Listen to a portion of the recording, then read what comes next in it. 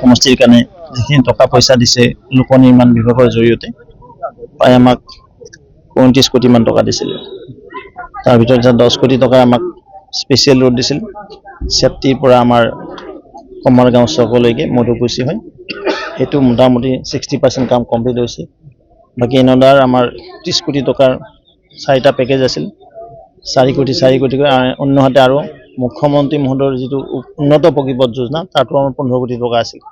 এই গোটেই সামৰি আমাৰ প্ৰায় 51টা ৰাস্তা আমি উন্নত কৰিবলৈ সক্ষম হৈছিলোঁ। তাৰে যোৱাকালি আমি 8টা পথ উন্মোচন কৰিছোঁ, আজি 20টা কৰিছোঁ আৰু অহাকালি বা পৰহিলৈকে আমি এনডাৰ পাঠখিনি কৰিম।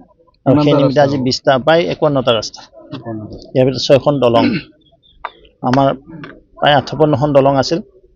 ইতিমধ্যে 52খন পথৰ দলং RCC ব্ৰিজলৈ ৰূপান্তৰ হ'ল। মাত্ৰ 6খন বাকী আছে। তাৰে এখন ৱৰ্ল্ড বেংকৰ পৰা চেংচন হোৱা নাই, বাকী 5খনৰ কাম আৰম্ভ হৈছে। মই ভাবোঁ ৰঙিয়া সমষ্টিত কাঠৰ দলং আৰু কেঁচা ৰাস্তা ভৱিষ্যতে নাথাকিব।